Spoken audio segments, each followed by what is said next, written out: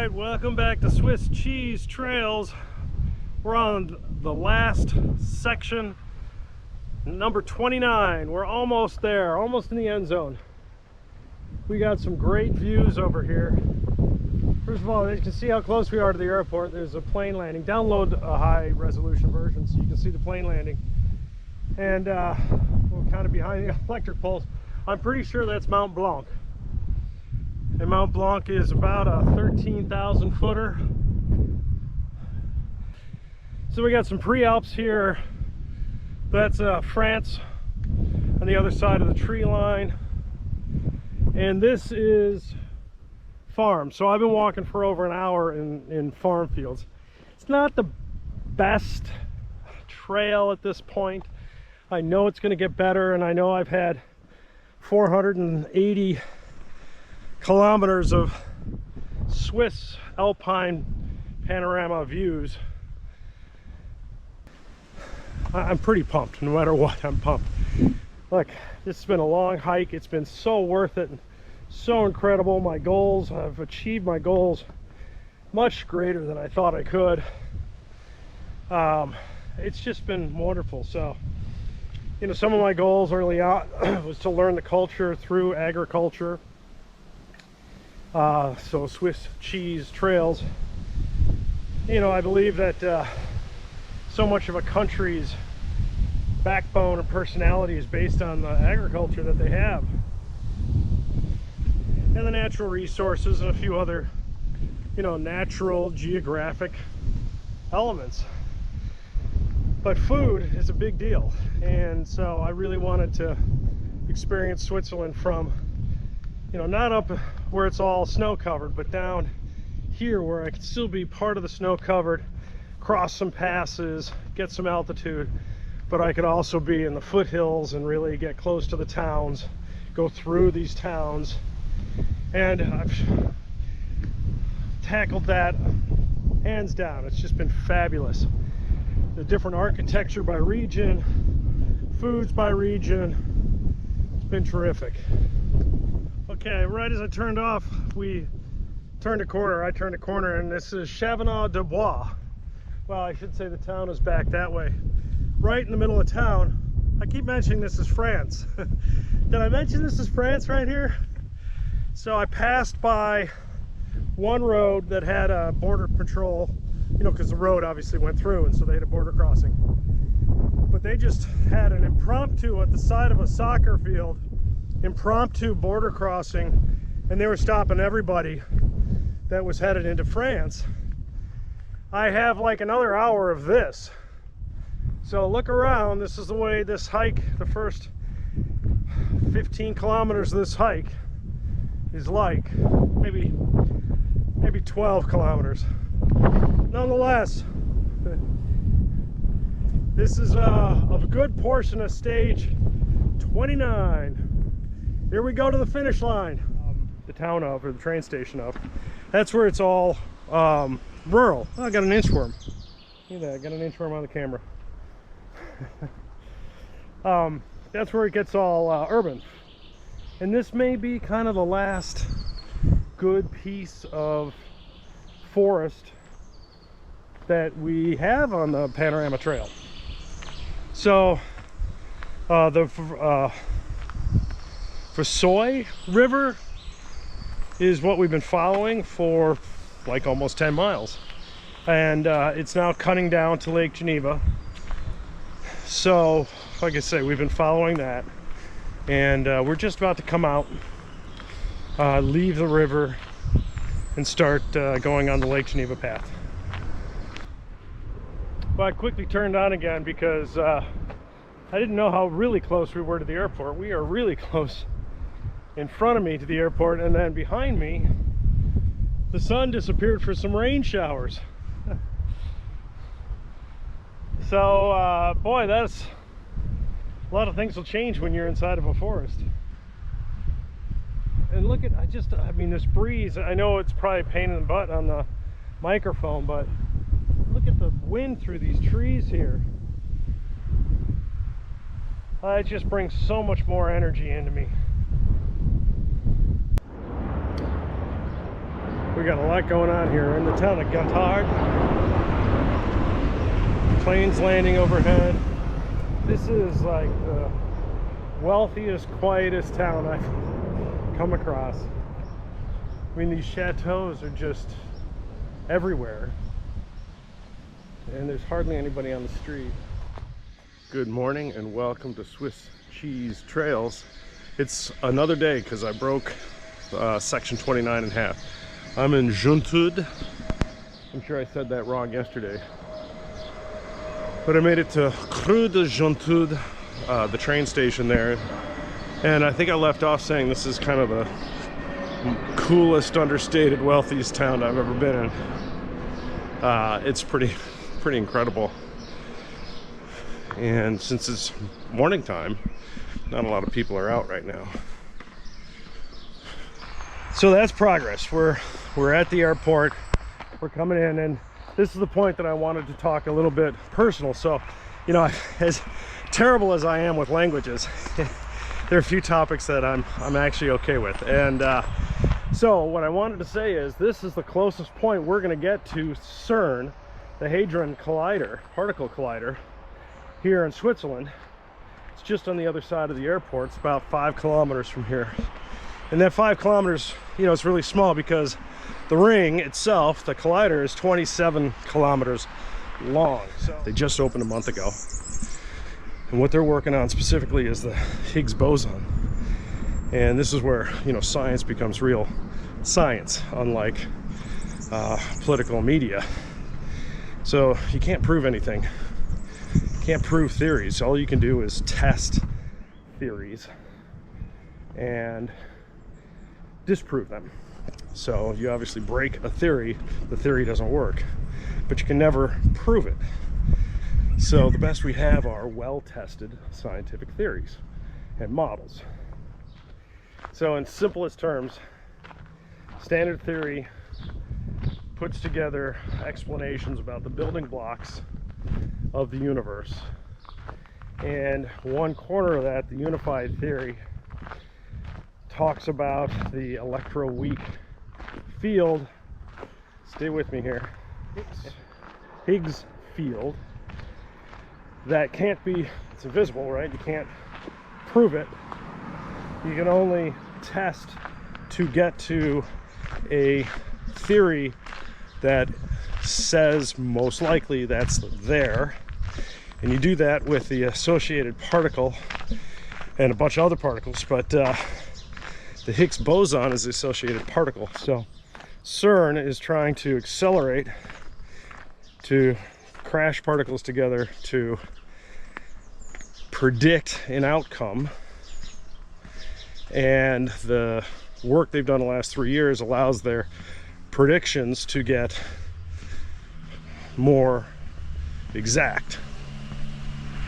All right, so this is tough stuff in the sense that I'm using terminology that I'm not qualified to use, because most people, unless you're a trained professional, shouldn't be using terms like I just did, except you kind of have to sometimes if this is the conversation. So the specificity of my explanation doesn't count in scientific circles. So I learned this when I was a commissioner for my village in relation to stormwater. There's a probability that heavy rains are going to come, and you build a stormwater system to take as much water as you can within reason. It's a pretty nice view. Obviously, money is always the deciding factor. So, and this is true of science.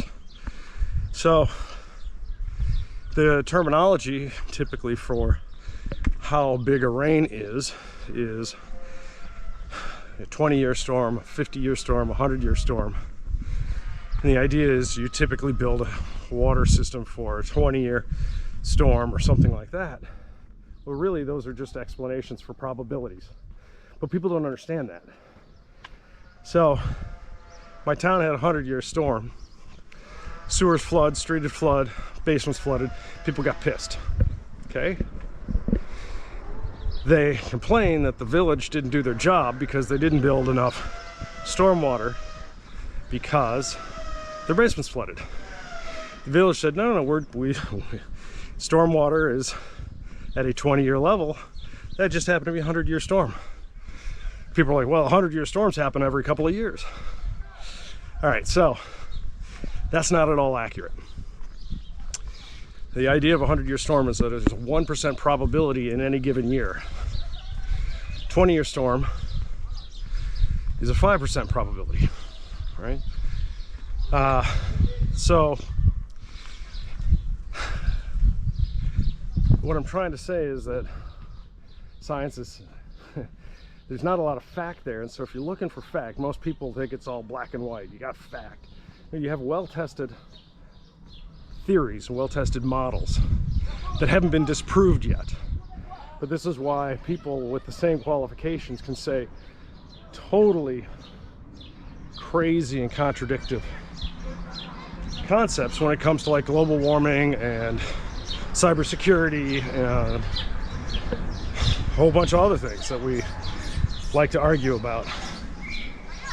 But the reality is, you know, we got a lot of well-tested models, and those well-tested models kind of should be guiding our decision-making, not because it's facts, but because it's the highest probability of accuracy. All right, I'm off my soapbox. So we're near CERN. Now, I'm gonna cut this, hopefully, and insert my private story or my personal story in front of all that science soapbox, which is, by the way, look at this view. I mean, this is all Lake Geneva here. So, all right, so in 1989, British researcher at CERN, in an effort to link research together so that people could read up on existing works of art in their particular scientific field, he ended up creating what we now call the World Wide Web. In 1993, CERN released the code to the public. Simultaneously, back in Illinois, where I'm from, so this is again another connection, down at the University of Illinois, NCSA,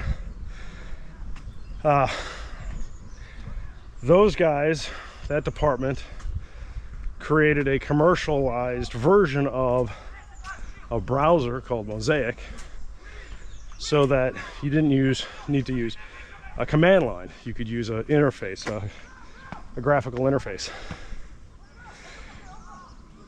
A year later, in 1994, I was one of the first guys to commercialize the web for standard companies. And my first client was Miller Brewing, thankfully, where I managed all the brands one at a time for Miller through the 90s. My second client was Abbott Laboratories, so that's, you know, Abbott. Apple Computer had me flying around the country. It was a lot of fun. So where I got my career up and going, you know, I was 24, and all of a sudden I'm walking around billion-dollar companies and getting work to put their information, whether it's for PR purposes, for marketing purposes, sales, save money, save paper, environmental purposes, whatever you want to call it. Those guys were coming to me, and I got lucky. It was the right place, right time, and I understood what the heck I was doing with that technology. And so, you know, I worked through the 90s, 2000s. We were in after the food market. There isn't probably a food manufacturer that's over $1 billion that I didn't work with. I had a good time, but I never sold out. So I'm not one of those internet millionaires, because I liked what I did, and I still like that work. I wrote a patent on it, me and my cohorts, and our names are still out there. So if you go to the patent trademark office, you can look me up and my patent, which Was filed in 2002, 2003. We never got the patent. I had to defend it 3 times. That was until 2009, something like that. But if you look at it and you read it, it's basically existing art and how to create a mobile application. And of course, in 2003, we didn't have the terminology mobile application because we didn't have smartphones. Well, I was doing mobile apps on the web, so it was website to website. And but we are passing just chateau after chateau, and most of these are named, obviously. But what I can't distinguish is, it seems to me like most of this section after the farms is all about the chateaus. I think this is more like Newport Beach, in that there's just chateaus everywhere. So here we are, chateau area. This is the Chateau de Pence. You can see some Lake Geneva out there. Obviously there's a lot of homes now built on the property, but we're gonna get into some more of these. All right, so there's the chateau, the main one, the Pence. There's a museum here, so that may now be the museum. I somehow got onto this trail. I don't think I was supposed to, but it seems to be mostly open to the public. I've seen other people on it. I do want to point out the view. I'm sure in other times they had trees removed or put up as desired, but you know, they're looking at Mont Blanc, they're looking at all kinds of French Alps, and of course the lake is right here. We'll get a better view here in a second. And that's the next stop. So I'm going down, straight down to the lakefront from here. Very active today. Hopefully you'll see the sailboats that I saw on the walk over. And there's one. All right, there's some more. Hey, look at this. First of all, behind me is the World Trade Organization. That's the WTO. Obviously not a lot of sessions going on right now. And in front of me is Lake Geneva. We finally made it to the lake. You know, I've mentioned this final segment gets a little wonky. You kind of need to take things into your own hands. There are a number of parks on the way down after the chateaus before you get here. There's a botanical gardens and a few other parks that the trail avoids. Walks literally on the streets instead of through the parks. I'm not really sure why. Maybe the parks close. But if they're open, you know, go through the parks. Then, you know, in front of the WTO, we're walking along a busy road for a couple of blocks, and I look at the map and there's this huge park right here. Like, well, I'm getting to the lakefront. I'm getting off the busy road and getting to the lakefront. So, you know, take charge of segment 29. That's, I think, the pro tip that I have for segment 29. All right, so yeah, definitely get down to the lake as fast as you can. You know, obviously I'm not even in the city. I mean, I'm in the city, but not over toward the main lakefront. I'm just in the parks leading up to that. Very well used area and just gorgeous. You can swim in here or sit or do whatever. This lake water is so beautiful.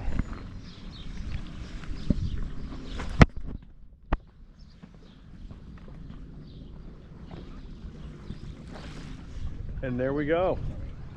Look at that beautiful lakefront. All the buildings. That is definitely the Gold Coast over there. All right, we made it. Welcome back to Swiss Cheese Trails. I'm in Geneva.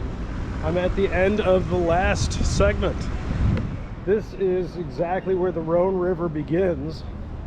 There's so much to Geneva that is just, I mean, it is obviously just the international city that it's made out to be.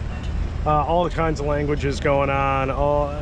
You know, the population I've talked about is only 200,000, but like Manhattan, this place doubles or triples in size during the day because people are flying in, training in, doing whatever they need to do, staying for 3 days and then blowing out. I mean, it's just too big of a city, too many people to not have that happen. So I'm really excited to actually be at this point, this close to the Rhone, because I've read so much about the early history of hydropower and water wheels here, right along the Rhone, and it's neat for me. So the last couple of 100 years, this particular section right here has been so dominated by power and the use of power and how to split it up, meaning hydropower. It's been neat to read about. So this is Geneva. I've never been here. I'm very excited to end the Swiss Alpine Panorama Trail. I have about 3 more blocks to get to the train station. That will be the official end, but this just looks better, so and I feel more comfortable here. So thank you for joining me. Thank you for staying with me throughout the entirety. If you have, of my hike, if you haven't, you can go back. I've got new stuff releasing all the time. At this point, I'm working on big combined sections where I'm doing a lot of video, so there's still a lot of video to come. The neat thing is to be able to use this video in a lot of different ways.